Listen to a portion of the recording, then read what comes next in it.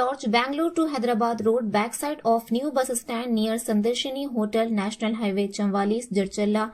हमारे यहाँ AC rooms, non AC rooms, single rooms, double rooms, sweet rooms, शादी ब्याह और दीगर तकारीब के लिए डॉर्मेटरी हॉल वाजिबी दामों पर तमाम तर सहूलियात के साथ मौजूद हैं। 24 घंटे गर्म और ठंडे पानी की भी सहूलत मौजूद है, इस्तेफादा हासिल करें।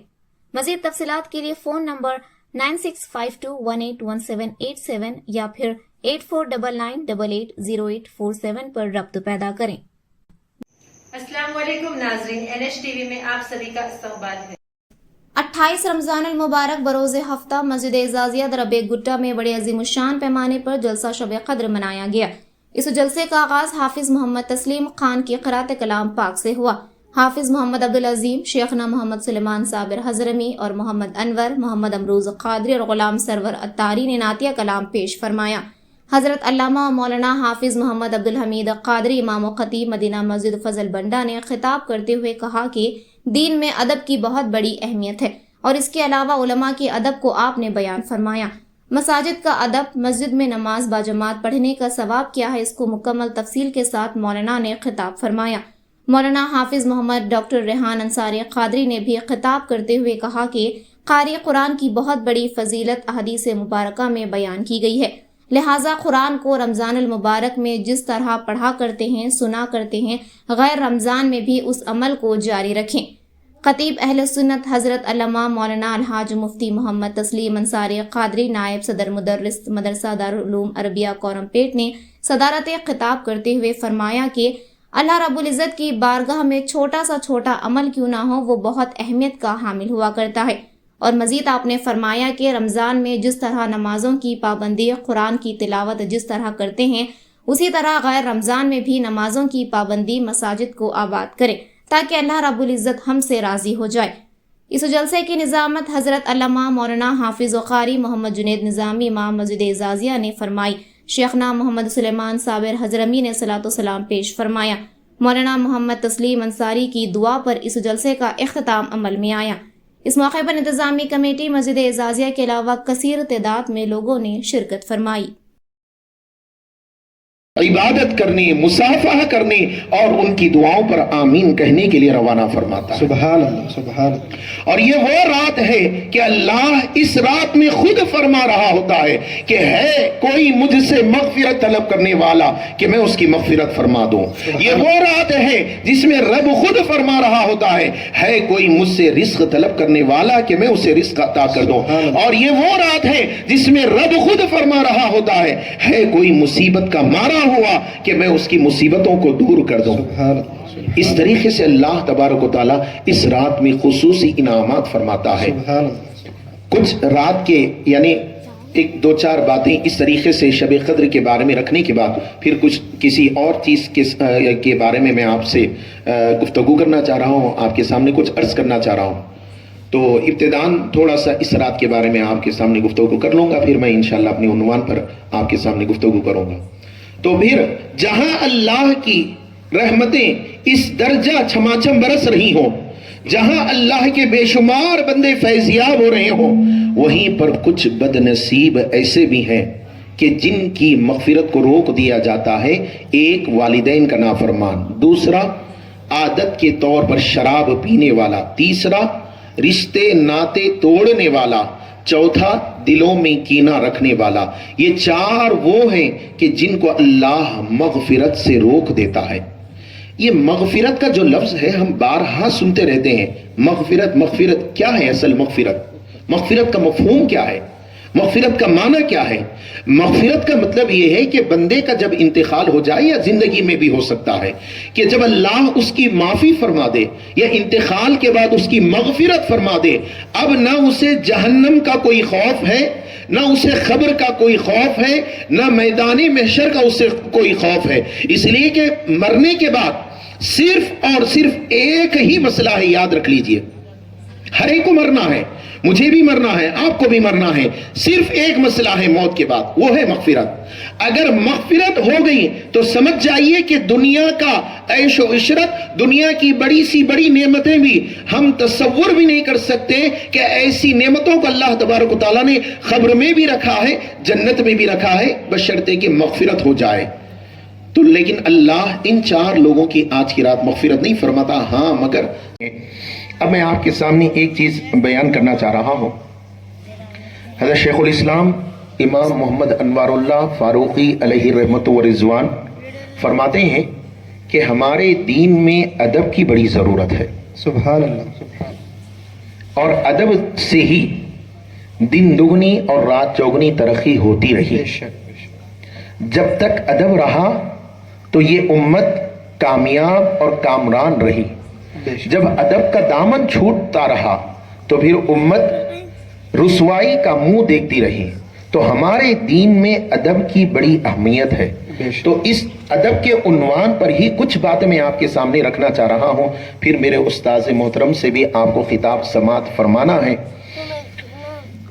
دیکھیے ادب، ہم سمجھتے ہیں کہ ادب کا مطلب کیا ہے، کہ ادب کہتے کس کو ہیں؟ ہم یہ سمجھتے ہیں کہ بس اٹھنے بیٹھنے میں ادب ہو، بڑوں کا ادب ہو، ماں باپ کا ادب ہو، اس طریقے سے۔ یہ تو ٹھیک ہے، عام لوگوں میں یہ ادب کے تعلق سے یہی باتیں ہوتی ہیں، لیکن اگر ادب کو اگر دیکھا جائے، اگر ہم درجہ بدرجہ اگر ادب کو دیکھیں تو ادب اللہ کا بھی ہے۔ سب سے پہلے اللہ کا ادب، سب سے پہلے اللہ کا ادب۔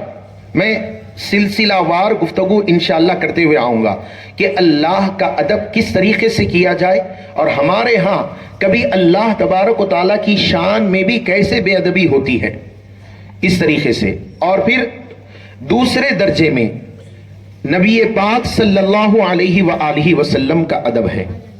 پھر اس کے بعد شعائر دین، جو دین کی نشانیاں ہیں، جو دین کی علامتیں ہیں، جو مقدسات ہیں، ان کا بھی ادب ہوگا۔ پھر اللہ تبارک و تعالیٰ کے گھروں کا بھی ادب ہوگا۔ پھر اس طریقے سے بزرگان دین کا بھی ادب ہوگا۔ یہ ادب کے مختلف معیارات ہیں، مختلف درجات ہیں۔ تو اس طور پر سب سے پہلے اللہ تبارک و تعالیٰ کا ادب کیسے ہونا چاہیے، اس کی ہمیں قرآن مجید میں مثالیں ملتی ہیں۔ اور پھر نبیوں سے بڑھ کر بہترین نمونہ اللہ نے اس دنیا میں کسی کو نہیں بنایا۔ انبیاء کرام جو ادب بارگاہ الہی میں بجا لایا کرتے تھے، یہ بہت بڑا ادب تھا۔ انبیاء کرام کس طریقے سے ادب بجا لایا کرتے تھے؟ حضرت ابراہیم علی نبینا وعلیہ الصلاۃ والسلام، یہ 19ویں پارے میں یہ بیان آیا ہے حضرت ابراہیم علیہ الصلاۃ والسلام کا۔ آپ فرماتے ہیں ابراہیم علیہ السلام کے کلام کو قرآن مجید میں نقل کیا گیا ہے، الذی خلقنی فہو یہدین والذی هو یطعمنی ویسقین وَإِذَا مَرِضْتُ فَهُوَ يَشْفِينِ وَالَّذِي يُمِيتُنِي ثُمَّ يُحْيِينِ۔ حضرت ابراہیم علیہ السلام کلام فرما رہے ہیں، کیا نہ ہوتا تو پھر گندی ہوا بھی چلی جاتی، کچھ گرد و غبار بھی چلی جاتی، لیکن اللہ نے اس میں بھی یہ انتظام فرما دیا ہے کہ کوئی گرد و غبار آ جائے تو اس کو دور کر دے۔ اسی طریقے سے ذرا ان آنکھوں کو غور کیجئے، ان آنکھوں کے اوپر اللہ تبارک و تعالیٰ نے یہ جو پلک عطا فرمایا ہے، یہ بھی اللہ تبارک و تعالیٰ کی بہت بڑی نعمت ہے۔ گاڑی آپ بھی چلاتے ہیں، گاڑی ہم بھی چلاتے ہیں، کبھی راستہ چلتے چلتے کوئی تنکا، کوئی کنکر آنکھ میں آ جاتی ہے، کیا آپ اس وقت اس تنکے کو دور کرنے کے لیے، اس کنکر کو دور کرنے کے لیے کوئی خارجی طور پر انتظام کرتے ہیں یا قدرتی انتظام ہے؟ قدرتی انتظام ہے۔ ایک مریض کا واقعہ بتایا جا رہا تھا کہ اس کی یہ پلک جو یعنی وہ اپنے طور پر اوپر نیچے جیسے ہو رہی ہوتی ہے قدرتی طور پر، تو اس طریقے سے یہ جو اوپر نیچے ہوا کرتی ہے، اس طریقے سے اوپر نیچے ہونا بند ہو چکی۔ تو ڈاکٹر کیا کرتا، جب اس مریض کو سونا ہے تو اس پلک کو نیچے کر کے پلاسٹر لگا دیتا، جب وہ مریض بیدار ہوتا تو پلک کو اوپر کر کے اوپر پلاسٹر لگا دیتا۔ ہم نے کیا سمجھا ہے، اللہ نے کیا دیا ہے ہم یہ سمجھ رہے ہوتے ہیں، اللہ نے بہت ساری چیزیں دیا ہے، ہم نہیں سمجھ سکتے۔ اسی طریقے سے اس سر کو دیکھیے، اللہ تبارک و تعالیٰ نے کیسا عطا فرمایا ہے۔ میں ترتیب وار آؤں گا انشاءاللہ، اور بھی باتیں آپ کے سامنے رکھنا ہے۔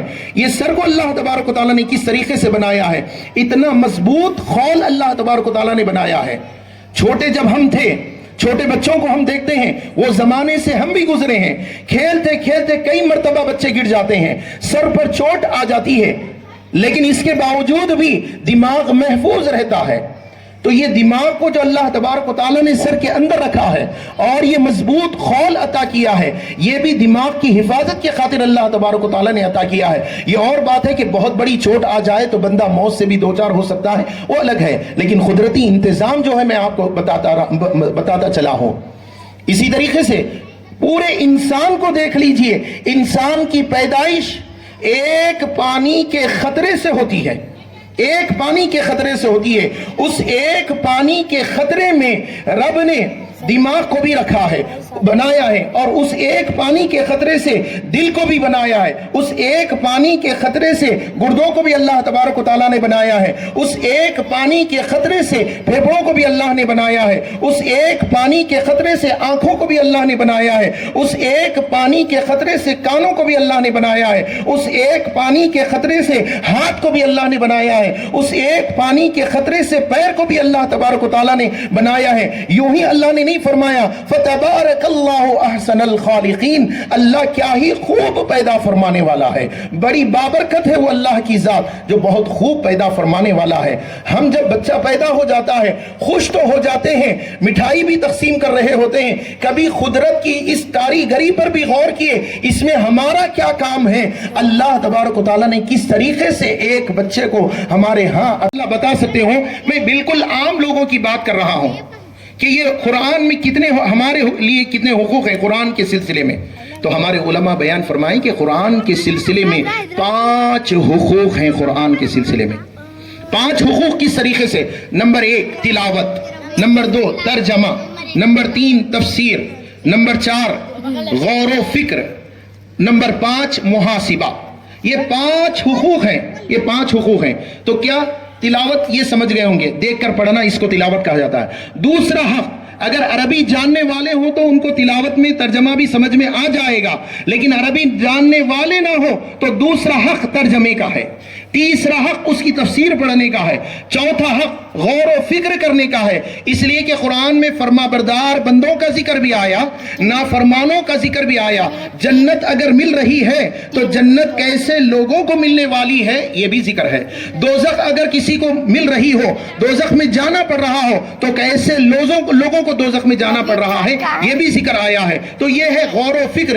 غور و فکر کا مطلب یہ ہے کہ اگر نیک لوگوں کا تذکرہ ہو تو کیا ان نیک لوگوں کی عادتیں میرے اندر بھی ہیں؟ اگر ہے تو اللہ کا شکر ادا کرنا ہوگا۔ اسی طریقے سے برے بندوں کا اگر ذکر ہو رہا ہے، اگر وہ خامیاں وہ برائیاں اگر ہمارے اندر ہیں تو دور کر دینا، اگر نہیں ہے تو اللہ کا شکر ادا کرنا۔ جیسے میں ایک مثال میں آپ کو بتاتا چلوں، قرآن مجید میں 18ویں پارے میں اللہ تعالیٰ نے فرمایا قد افلح المؤمنون، مومنین کامیاب ہو گئے، الذین هم فی صلاتهم خاشعون، جو نمازوں میں خشوع اختیار کرتے ہیں۔ تو قرآن کیا بتا رہا ہے؟ کامیاب لوگوں کی علامت یہ ہے کہ وہ نماز میں خشوع ادا کرتے ہیں۔ والذین هم للزکاة فاعلون، اور جو زکوٰۃ ادا کیا کرتے ہیں۔ یوں ایسے کئی علامتوں کو بتایا گیا ہے، میں مثال کے طور پر 2 علامتیں بتا رہا ہوں۔ قرآن کہہ رہا ہے کامیاب لوگوں کی علامتیں، کیا وہ علامتیں ہمارے اندر ہیں؟ اگر نہیں ہے تو پھر محاسبہ کرنا چاہیے، غور و فکر کرنا چاہیے کہ یہ عادت میرے اندر کیوں نہیں؟ میں اللہ کا بندہ ہوں، میں نبی کا امتی ہوں، میں قرآن کا ماننے والا ہوں، پھر قرآن جن عادتوں کو جنتیوں کی عادتیں بتا رہا ہے وہ عادتیں میرے اندر کیوں نہیں آ رہی ہیں؟ غور و فکر کرنے کی ضرورت ہے۔ اسی طریقے سے قرآن اگر دوزخیوں کا ذکر کر رہا ہے، اگر ان کی خامیوں کا ذکر کر رہا ہے، لم نکن من المصلین بھی آیا ہے کہ جب دوزخیوں سے جنت والے پوچھیں گے کہ کس وجہ سے تم دوزخ میں چلے گئے، وہ کہیں گے کہ لم نکو من المصلین، ہم نماز پڑھنے والوں میں سے نہ تھے۔ معلوم یہ ہوا کہ دوزخ میں جانے والوں کی ایک خرابی یہ تھی کہ وہ نماز نہ پڑھنے والے تھے۔ ولم نکو نطعم المسکین، اور ہم مسکین کو کھانا نہیں کھلایا کرتے تھے۔ مسکین کو کھانا نہ کھلانا، غریبوں کا خیال نہ کرنا، یہ بھی دوزخیوں کی علامت بتائی گئی ہے۔ تو اس طریقے سے غور و فکر کرنی چاہیے۔ تو یہ ہے قرآن کے حقوق، قرآن کا ادب کے اس طور پر غور کیا جائے۔ اور پھر اسی طریقے سے خدا کا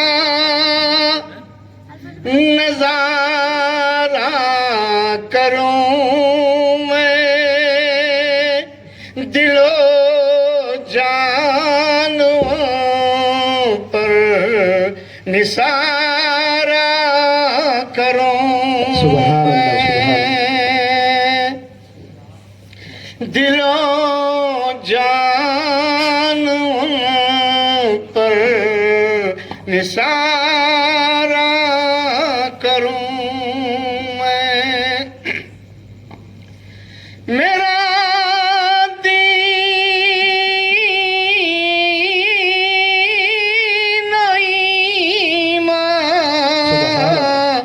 فرشتے جو پوچھے تمہاری ہی جانب اشارہ کروں میں، تمہاری ہی جانب اشارہ کروں میں، تیرے در کے ہوتے کہاں جاؤں آقا، کہاں اپنا دامن پسارا کروں میں، کہاں اپنا دامن پسارا کروں میں، دم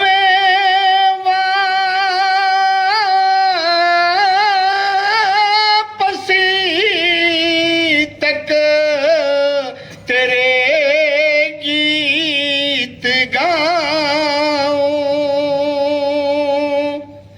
دم واپسی تک تیرے گیت گاؤں، محمد محمد پکارا کروں میں، محمد محمد پکارا کروں میں، حبیب خدا کا نظارہ کروں میں، دل و جان پر نثارہ کروں میں، خدا خیر سے لائے وہ دن بھی نوری، خدا خیر سے لائے وہ دن بھی نوری، مدینے کی گلیوں میں گزارا کروں میں، مدینے کی گلیوں میں گزارا کروں میں، حبیب خدا کا نظارہ کروں میں، دل و جان پر نثارہ کروں میں۔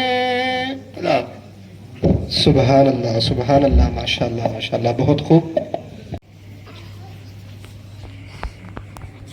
الحمد للہ رب العالمین والعاقبۃ للمتقین، والصلاة والسلام علی رسولہ سیدنا و مولانا محمدا عبدہ ورسولہ، اما بعد، فاعوذ باللہ من الشیطان الرجیم، بسم اللہ الرحمن الرحیم، ان اللہ بالناس لرؤوف رحیم، وجاء بمکان آخر وإني لا أضيع عمل عامل منكم من ذكر أو أنثى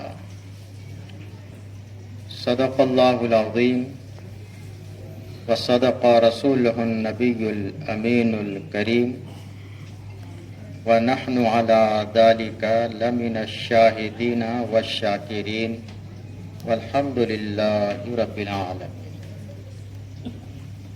شہنشین پر جلوہ بار معزز علماء دین و منتظمین محفل، بزرگان محترم، نوجوانان ملت کے نونہالوں، خطبہ مسنونہ کے بعد قرآن مجید کے جن کلمات کی تلاوت کا شرف حاصل کیا، اس پر تھوڑا سا تبصرہ کر کے اپنی گفتگو ختم کروں گا.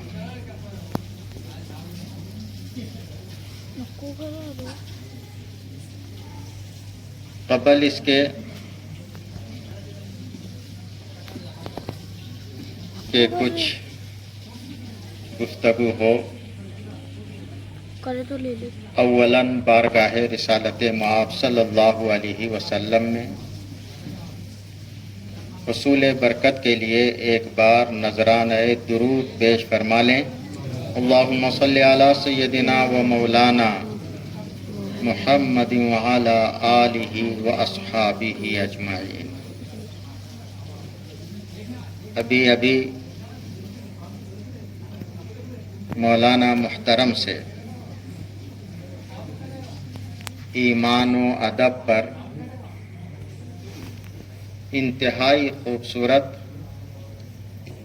اور معلوماتی گفتگو آپ نے سماعت فرمائی.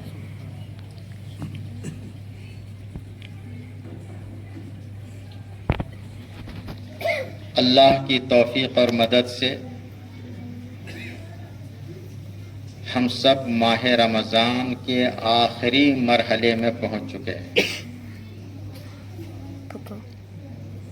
جس مہمان کی آمد کا انتظار ہم ماہ رجب سے ہی کر رہے تھے، وہ معزز مہمان آیا بھی اور اب رخصت ہونے والا بھی.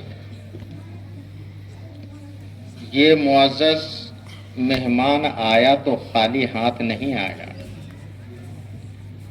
بے شمار سوغات لے کر آیا، ہمارے لیے راحتیں لے کر آیا.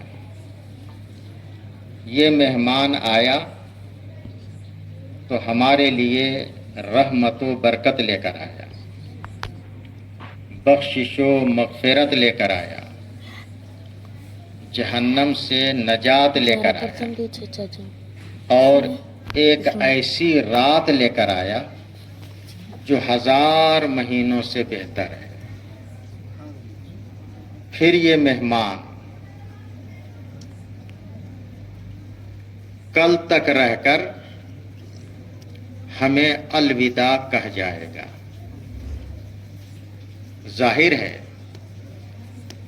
مہمان سے جتنی زیادہ محبت ہوگی، جتنا زیادہ قرب ہوگا، مہمان کی رخصتی کے وقت کلیجہ اتنا ہی پھٹے گا، دل اتنا ہی دکھے گا. اسی لیے تو کسی نے کہا کلیجہ رہ گیا اس وقت پھٹ کر، کلیجہ رہ گیا اس وقت پھٹ کر، جب کہا الوداع اس نے پلٹ کر. تو یہ ماہ رمضان کل ہم سے پلٹ کر الوداع کہنے والا ہے. ظاہر ہے اس مہمان کی رخصت پر دل اسی کا دکھے گا، کلیجہ اسی کا پھٹے گا جو اس مہمان کی قدر کی ہو، تعظیم و توقیر بجا لائی، اس مہمان تو کی یہ کر عزت کے کی دیا ہو تو ایسے ہی کر کے دیا وہ سمجھے گا میزبان کہ ہمارا ایسا قربت والا مہمان، عظیم سوغات بانٹنے والا مہمان اب ہم سے چلا جا رہا ہے۔ معزز حاضرین، یہ مہمان تو جا رہا ہے، مگر جس رب نے اس مہمان کو بھیجا ہے اس رب کی نگاہ ہر آن ہر لمحہ اپنے بندوں پر ہے۔ اللہ نے قرآن مجید میں فرمایا، بے شک اللہ لوگوں پر بہت مہربان ہے، لوگوں کا قدردان ہے۔ آج ہم دنیا میں دیکھتے ہیں کہ کام کے لحاظ سے آدمی کی قدر کی جاتی ہے، محنت کے لحاظ سے اس کی عزت کی جاتی ہے، لیکن یاد رہے اللہ رب العزت ہر شے کا خالق و مالک ہے، اللہ سے بڑھ کر محمد صلی علی حبیبنا صلی علی محمد، آپ کا روپ دیکھ کر چاند کو چاندنی ملی، پھولوں کو زلف پاک کے صدقے میں تازگی ملی، آپ نے مسکرا دیا رات کو روشنی ملی۔ وملائكته يصلون على النبي يا أيها الذين آمنوا صلوا عليه وسلموا تسليما اللهم صل على سيدنا۔ ہمارے چینل کو لائک کیجئے، شیئر کیجئے اور سبسکرائب کرنا نہ بھولیں۔